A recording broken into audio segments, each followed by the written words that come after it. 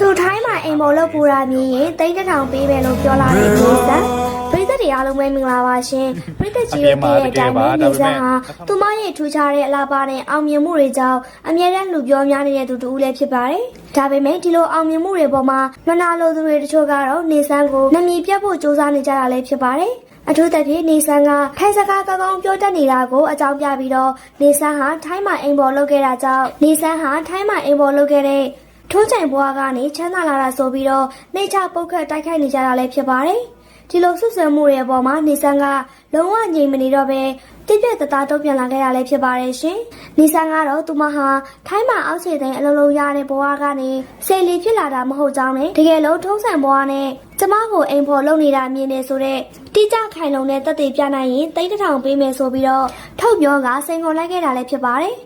တိတ်ထောင်ဆိုတာနေတဲ့ပမာဏမဟုတ်သလိုဒီလောက်ထိရေရဲဝုန်းဝုန်းပြောတာကသူမရဲ့အတိတ်ဟာဖြူစင်ကြောင်းနဲ့သူမရဲ့အောင်မြင်မှုတွေကကိုယ့်အားကိုယ်ပြီးစူးစမ်းမှုတွေကြောင့်ရရှိလာတာဖြစ်ကြောင်းသက်သေပြလိုက်တာလည်းဖြစ်ပါတယ်။နေဆန်းရဲ့ဒီစိန်ခေါ်မှုကသူမရဲ့ဂုဏ်သိက္ခာကိုပြောနေကြတဲ့သူတွေနဲ့ပြောနေကြတဲ့သူတွေကိုတကွက်ထဲနဲ့အပိတ်တက်လိုက်တာလည်းဖြစ်ပါတယ်။ကဲပြည်သက်ကြီးတို့ရောထိုင်းမှာအိမ်ပေါ်လှုပ်ဖို့တာမြင်ရင်တိတ်တထောင်ပေးမယ်ဆိုတဲ့နေဆန်းရဲ့စိန်ခေါ်မှုအပေါ်ဘယ်လိုလေးတွေမြင်လဲဆိုတာကောမန့်မှာရေးပေးခဲ့ကြပါအောင်ရှင်။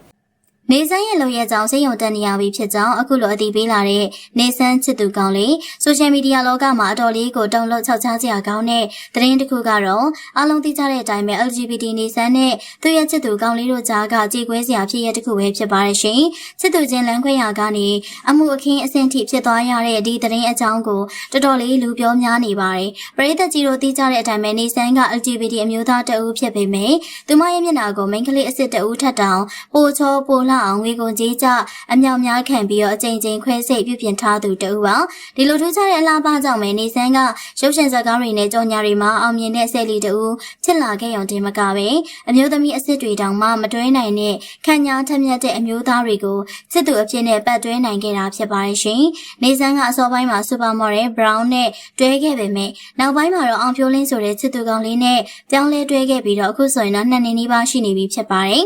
အောင်ဖြိုးလင်းရဲ့မိဘတွေကလည်းသူတို့နှစ်ဦးရဲ့အခြေရေးကိုသဘောတူကြည်ပြူထားတာကြောင့်လူအများကနေဆိုင်ရဲ့ LGBT အခြေရေးကိုအားကျခဲ့ရတာပါ။ဒါပေမဲ့မကြသေးခင်ကသူတို့နှစ်ဦးလမ်းခွဲလိုက်ပြီဆိုတဲ့သတင်းတွေထွက်ပေါ်လာခဲ့ပါတယ်။အဲဒီနောက်မှာတော့ပို့ပြီးထိတ်လန့်စရာကောင်းတဲ့သတင်းတစ်ခုကအင်တာနက်ပေါ်မှာပြန့်နှံ့လာခဲ့တာပါ။အဲ့ဒါကတော့နေဆန်းဟာသူမကိုလမ်းခွဲသွားတဲ့စစ်သူဟောင်းအောင်ဖြိုးလင်းကိုကားနဲ့လိုက်တိုက်ခဲ့တယ်ဆိုတဲ့သတင်းပဲဖြစ်ပါတယ်ရှင်။လက်ရှိမှာအောင်ဖြိုးလင်းတရားပြင်းထန်စွာရရှိထားတဲ့ဓာတ်ပုံတွေကဆိုရှယ်မီဒီယာပေါ်မှာပြန့်နှံ့နေပြီးတော့လူတွေကတော့နေဆန်းဟာအောင်ဖြိုးလင်းကမိန်းကလေးအစ်စ်တအူးနဲ့တွဲနေရကိုမကျေနပ်လို့အခုလိုကားနဲ့လိုက်တိုက်တာဖြစ်နိုင်နေဆိုပြီးအမျိုးမျိုးဝေဖန်ပြောဆိုနေကြပါတယ်။